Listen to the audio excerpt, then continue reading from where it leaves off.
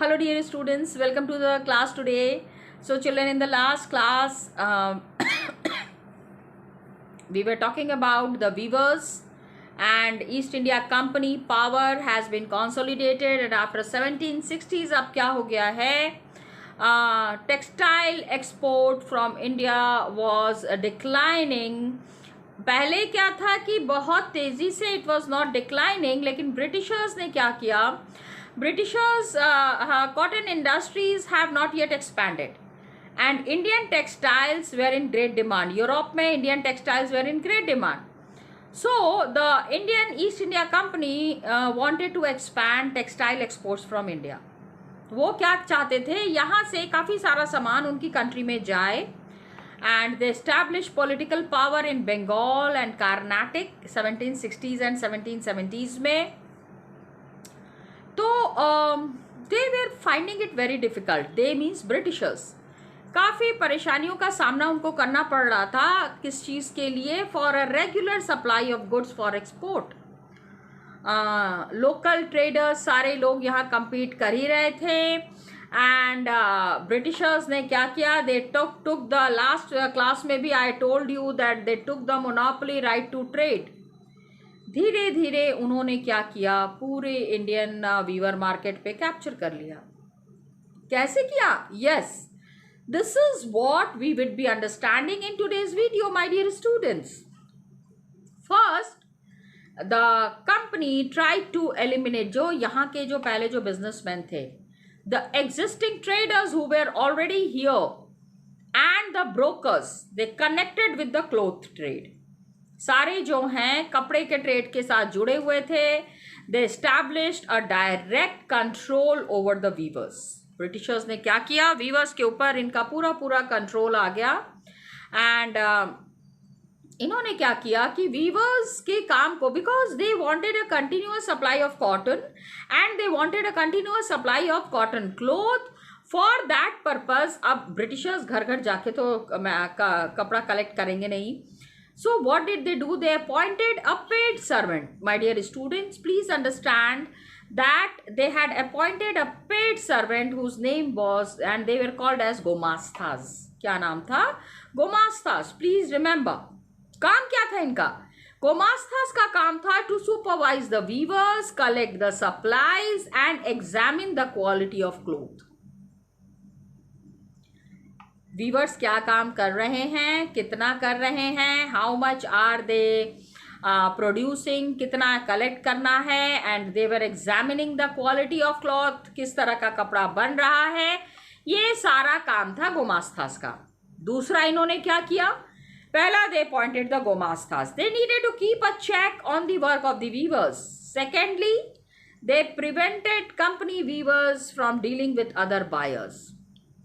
Company के जो weavers थे, they stop dealing with other buyers. And कैसे किया इन्होंने, दे यूज टू, बड़े चालाक थे, you know, they were very smart people. What did they do, they had done this through the system of advances. Some weaver is not wanting to work with the Britishers. What did they do, they use to bribe them, they used to capture them. वो उनको जल्दी जल्दी advance दे देते थे, पैसे ले लो, पैसे ले लो, हमारे लिए काम कर दो, हमारे लिए काम कर दो.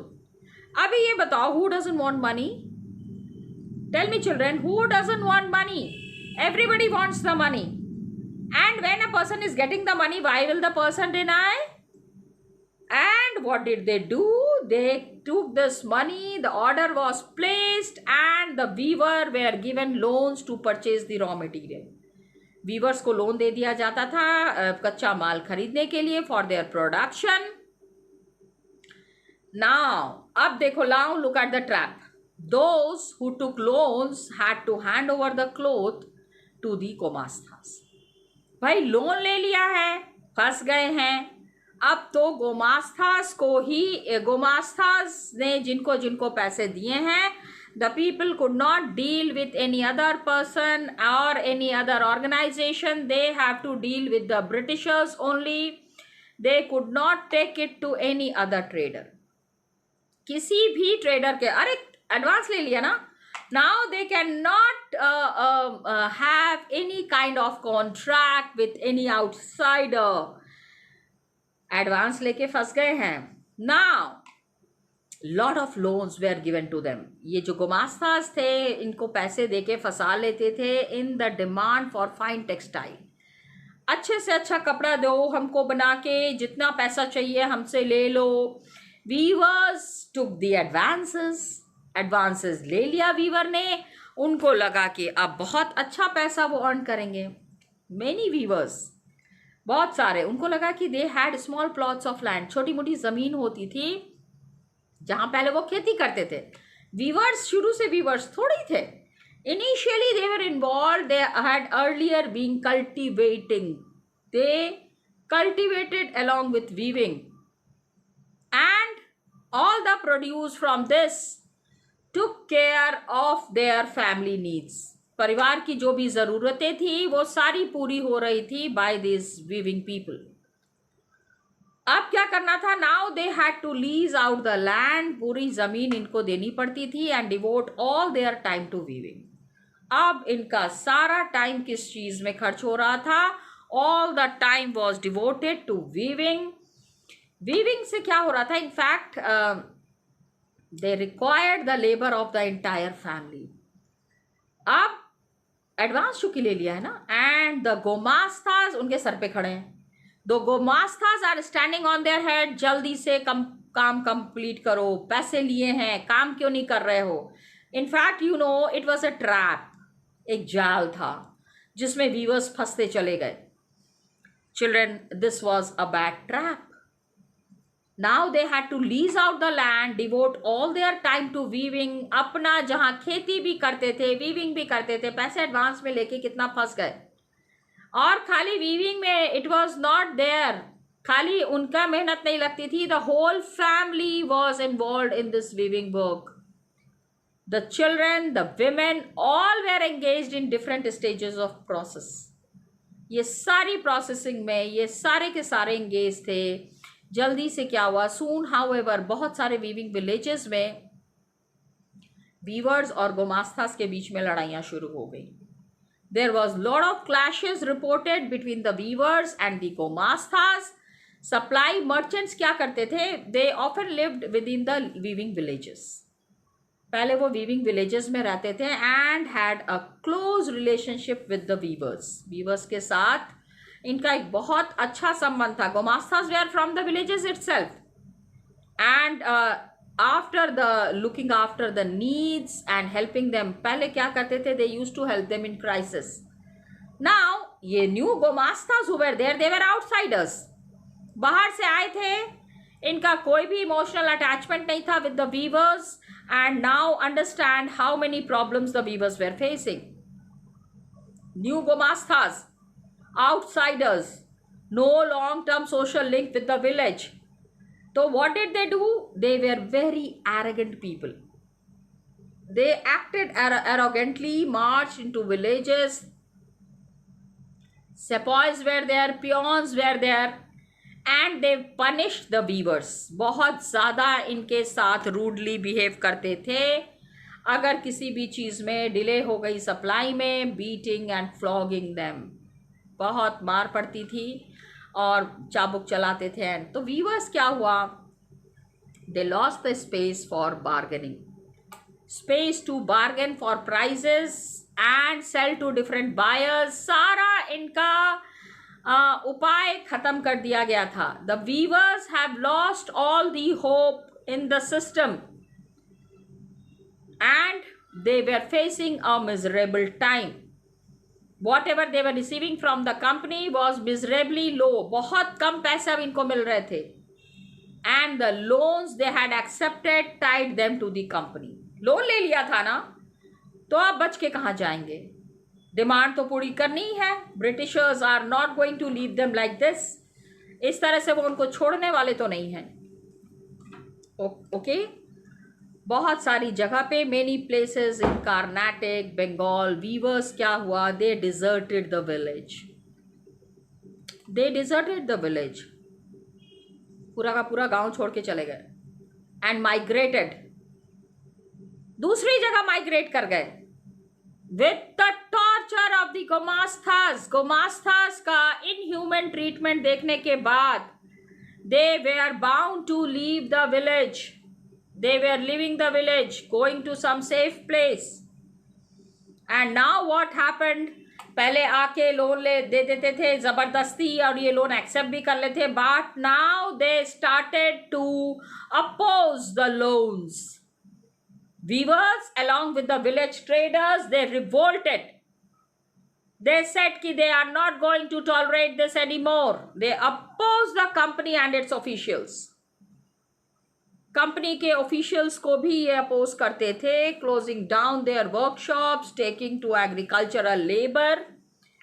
एंड 19th सेंचुरी के एंड तक क्या हुआ? Cotton weavers faced a new set of problems, बहुत सारी प्रॉब्लम्स। ये गोमास्थास एंड वीवर्स के बीच में तो संबंध खराब हुआ ही, a new challenge was coming up for the weavers. What was that? Let's understand. गरीब लोग बेचारे ऑलरेडी परेशान हैं और एक और नई परेशानी रास्ते में खड़ी हुई है। What was that? Children, we are understanding. Manchester comes to India. Manchester जो है वो इंडिया आ गया। 1772 में हेनरी पटुलो वॉज देयर। 1772 में हेनरी पटुलो कंपनी ऑफिशियल हैं। इन्होंने कहा कि demand for Indian textile could never reduce. Indian textile की डिमांड इंटरनेशनल मार्केट में हमेशा ज़्यादा थी, सिंस नो अदर, कोई और कंट्री है ही नहीं which produce goods of the same quality. ऐसा क्वालिटी का गुड्स जो है और कोई कंट्री में नहीं मिल रहा था since and by the beginning of 19th century क्या हुआ? We see beginning of a long decline of textile export. Textile export was finishing from India 1811 and 12 में। Piece goods, piece goods means जो कपड़ों का जो टुकड़ा होता है, it accounted by for 33% of India's export. India से जो सामान बाहर जा रहा था वो 33% था। अभी 1850-51 देखो, 11-12 का डेटा देखो, 33% of goods were exported, but 50-51 में 3% तक आ गया। वो कहाँ 33%, कहाँ 3%? Look at the trouble of the viewers.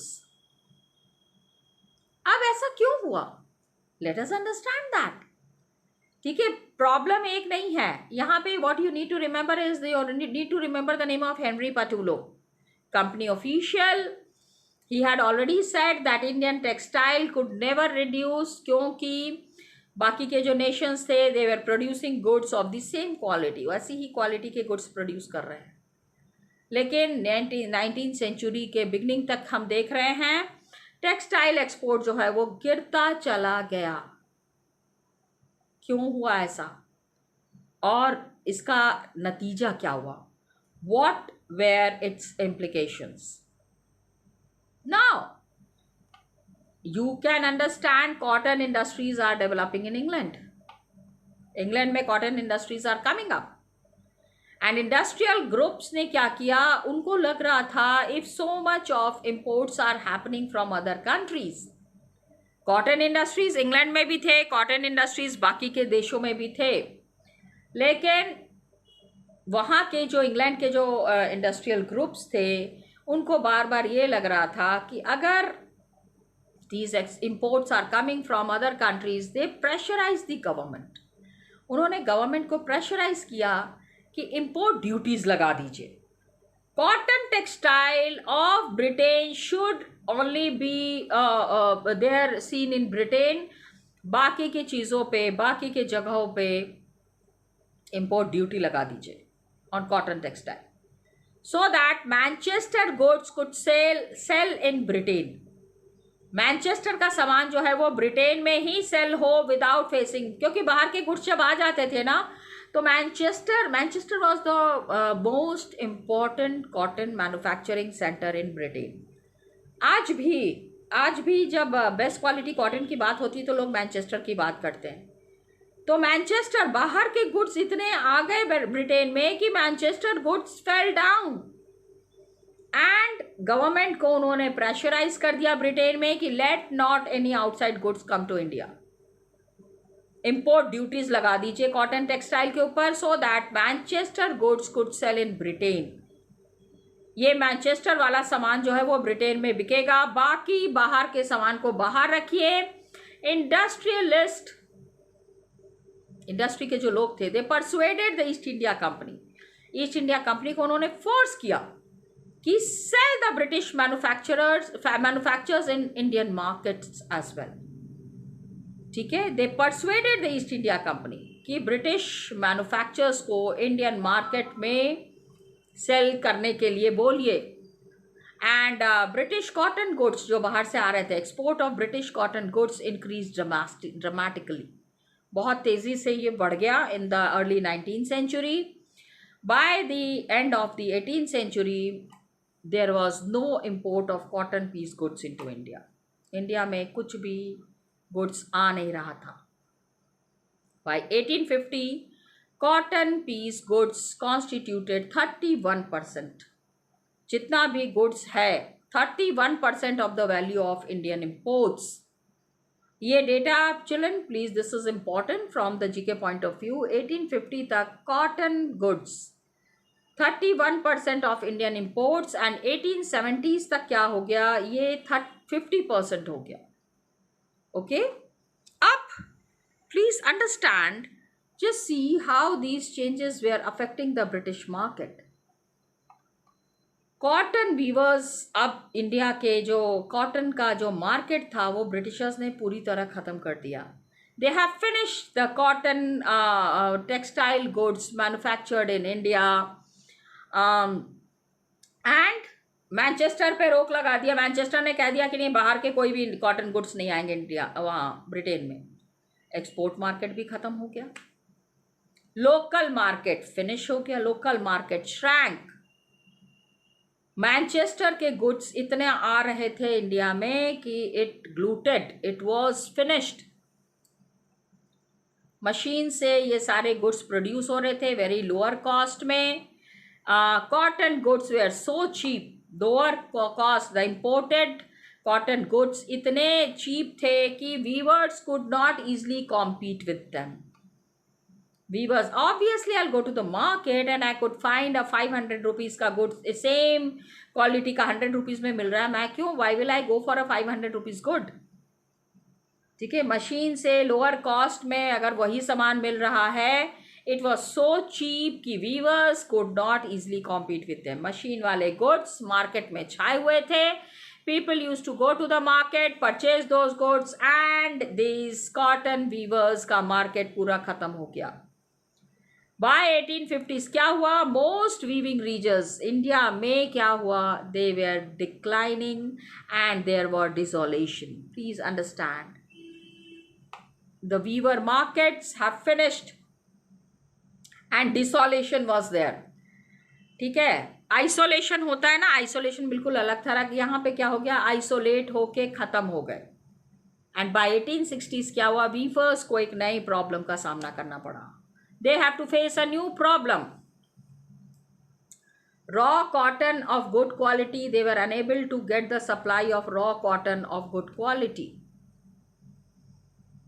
Americans ने क्या किया, what did they do? The American Civil War broke out. बहुत बड़ा सा अमेरिका के साथ ब्रिटिशर्स का एक झगड़ा हुआ। ओके, एंड यूएस का जितना भी, यूएस से जितना भी कॉटन आ रहा था, इट दैट फिनिश्ड। ब्रिटिशर्स की तो इंडस्ट्रीज बंद नहीं हो रही है ना, Britishers continuously needed the cotton. US से जो कॉटन आ रहा था, that had stopped. So they Britain, what did they do, they turn to India. उन्होंने इंडिया की तरफ देखा, यहां से मिलेगा cotton. So raw cotton exports from India increased and price of raw cotton, अचानक से कॉटन की गुड्स, जो कॉटन का प्राइस बहुत स्टोर अप हो गया। ब्रिटिशर्स को at any cost they wanted cotton, वो कुछ भी पैसा देने के लिए तैयार थे। ठीक है, अब इंडिया के जो वीवर्स हैं, दे वर स्टार्व्ड ऑफ सप्लाईज, इनके पास गुड्स की सप्लाई बहुत कम हो रही थी। They were forced to buy raw cotton, बहुत हाई प्राइसेस पे कच्चा माल मिल रहा था। In this situation weaving could not pay, raw cotton at भाई ब्रिटेन सारा कॉटन ले जा रहे हैं ना, तो इंडियन वीवर्स के पास कहाँ पैसा बचा है कॉटन खरीदने के लिए? They do not have any other way of buying the cotton. So by the end of 19th century, weavers and other craftspeople have been facing another problem. Factories began production, flooding the market with machine goods. And how could weaving industries survive? We have some evidences which is talking about the condition of the weavers, the people who have explained about their condition, about the outcome. Commissioner of Patna, what is he writing? He's saying 20 years ago, 20 साल पहले काफ़ी अच्छा सा trade was carried for the manufacture of cloth. Jahanabad के नाम की एक जगह है. Jehanabad is there in Bihar, which has in the former place entirely ceased. अभी पूरा ख़त्म हो गया है, लेकिन the amount of manufacture is very limited. जितना भी मैन्युफैक्चरिंग हो रहा था बहुत कम था. ठीक है, cheap and durable goods from Manchester बहुत कम आ रहा था, जिसके वजह से जो यहाँ के मैन्युफैक्चरर्स थे, the native manufacturers were unable to compete. वो कम्पीट ही नहीं कर पा रहे थे. ओके अब देखो, हम जब when we talk about something in history, please try to understand something that is mention in history. जब हम उसके बारे में बात कर रहे हैं, we need to have some proper evidences. बिना सबूत के बात नहीं करते हैं. Okay, like deindustrialization in Gangetic Bihar. अब ये कमिश्नर ऑफ पटना का ये बहुत बड़ा सा स्टेटमेंट है. नाउ सोर्स डी, एक कम्युनिटी है वीवर्स की. ठीक है, सोर्स डी क्या बता रहे हैं कि कोश्तीज की एक कम्युनिटी है वीवर्स की, जो कि सेंट्रल प्रोविंसेस से हमको मिली है. We have got it from Central Provinces. Koshtis कौन थे? Koshtis were the weavers of the finer kinds of cloths. बाकी के इंडिया में, अदर पार्ट्स ऑफ इंडिया में, they are the weavers of very fine kind of a cloth. And बहुत ज़्यादा इनके ऊपर परेशानी हो गई. They have fallen upon evil times. Showy goods, जो मैनचेस्टर से जो बड़ा ही दिखावा वाला जो मटेरियल आ रहा था, उससे ये compete नहीं कर पाए. Just see, it is mentioned here. Look at the version showy goods which Manchester sends and they have of late years. बाद के ईयर्स में क्या हुआ? A migrated in great numbers. बहुत हाई नंबर्स में it has migrated, chiefly majorly to Berar, जहाँ पे day labourer के तरह they were able to obtain wages. So Central Provinces जो हैं, सेंट्रल सेंसस रिपोर्ट है सेंट्रल प्रोविंसेस का, यहाँ से हमको ये मटेरियल मिला है, which has been written by Sumit Guha, the handloom industry in central India 1825 to 1950. पूरा हैंडलूम इंडस्ट्री की हिस्ट्री लिखी है इन्होंने, सुमित गुहा ने. वहाँ से हमको ये इंफॉर्मेशन मिल रही है. And then please see Bombay harbour. 18th century की ड्राइंग है children. This is an original drawing which has been done. Just see, in 1780s it is marking the decline of old trading order. ठीक है, colonial economy is growing and पुराना जो business था वो ख़त्म हो रहा था. local business was finishing. British business was flourishing. What a sorry state children. ठीक है, इसको आप समझ लीजिएगा. Next class में what we are doing children, we will be understanding how the factories had come up. How were the Indian factories established and what was its outcome? Okay children, so here we complete the third topic. Next class में we'll be starting the fourth topic. Till then children, thank you so much and all the best to you.